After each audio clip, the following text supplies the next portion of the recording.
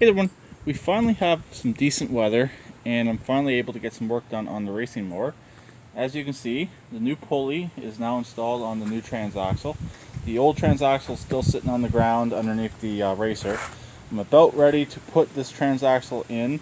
I'm not going to put a center bolt in because I need to get my tap and die set back from someone I lent it to, and family issues with that person, so family issues between them and me because she's a bitch. But anyways, that's a different story. But I had to use my air chisel along with PB Blaster to get the pulley off. There's the rig I built to get it off. Just two pieces of bed frame angle, suspending on the pulley with some bungee cords. But I did get it off. I had to soak for about a day and a half. I meant to get some of this done yesterday, but since I was being extremely stubborn, I couldn't get any of that off. So I'm about ready to put the transaxle in. Then I got to cut that back piece of steel I showed in a previous video. Let me show you now. Okay, I got to cut this right here, right straight across, or I'll try and bend it. It's pretty thick, so I don't really want to bend it because I don't want to crack the welds that are farther up.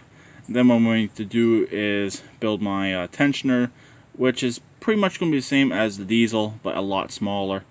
And get it done and get it welded up to the points, hopefully the points that I showed in the previous video. So what I'm going to do is I'm going to hang the transaxle.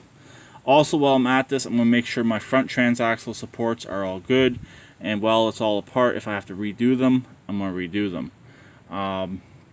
As of right now, the engine is not coming out. It's too much work to get the engine out in this tractor since it has an oversized pulley on it. It's just a lot of work to get that engine out, so it's not coming out as of right now. Also, everything up front should be all okay, and if I have to stick this up on its nose, I'll just take the front tires off, lower it right down as low as I can get it, and just get up underneath from the back and weld it, and I'll just have to deal with it like that. Basically overextend my jack stands and just keep the nose down as low as possible.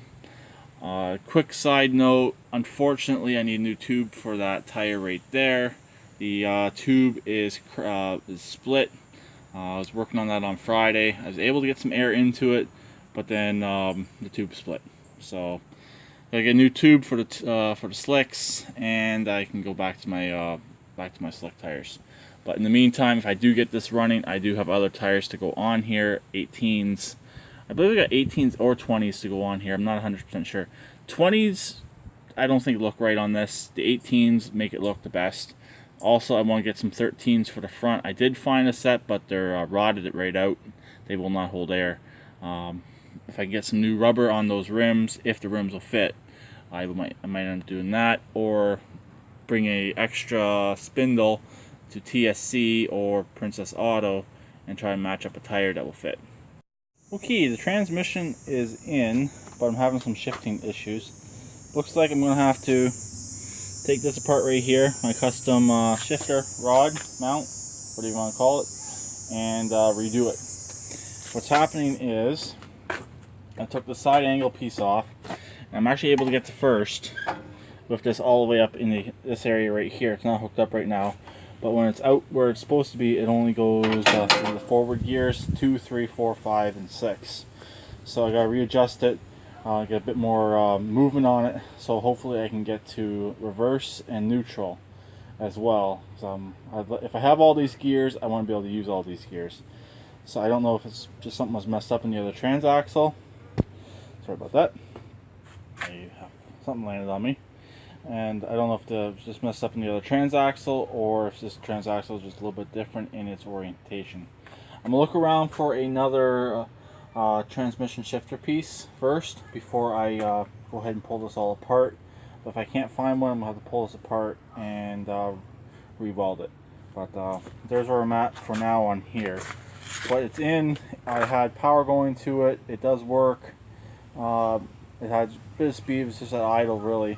But there was a lot more speed than it had before, and it did get to it did go all the way up to 6, but just had no neutral and reverse. Okay, I resorted to finding a new rod. I had one in my stash, in my hoard, and I have modified it now. This is the original shifter piece right here. The original shifter that was in the tractor is this one right here. This is the actual original one, even when that tractor was a hydro. Sorry about that, now you're in frame. Even when this tractor was a hydro, it used to be down at this end right here where my finger is pointing. I cut it off, I just cut the welds, really carefully cut the welds all the way around and slid it down to the other end to make it work for gear drive. But this end here, I was trying to clean it up so I could move this and adjust it, but it just would not come off. It was more of a mangling on this than it would have been worth it. To make this work, it would have been really mangled. It would have been out of round, and it just would not work out. Here's the other piece I cut off. So you can see there's a lot of welding slag on there. So it's just easier to find this one right here, remove its original piece, which was this one right here. This very carefully cut around the welds. This one here was actually already on the correct end, but this one here was too long, so I had to reuse my stock one here, my stock piece. So I got it off of there, got it onto here, and it should all work out. The other end is exactly the same. Also, here's the handle. It will be going back on. Okay, got the rod back in place, pretty much where it's going to be, and I ran into one other very minor issue. This stock piece here is too short. So what I'm going to end up doing is I'm either going to try and use this forward hole on my transmission, and it should make it line up, or I'm going to just replace this one back with the other one and re-drill it. But this here had to be moved anyways, so it's not a waste taking this off or taking the original one here off of there. So it had to come off anyways to get this modified, so it's not a huge deal. So I'm not out of the woods yet, and I just got to figure out where this is going to be sitting, and make sure everything's in reverse. Right, it's in reverse right now.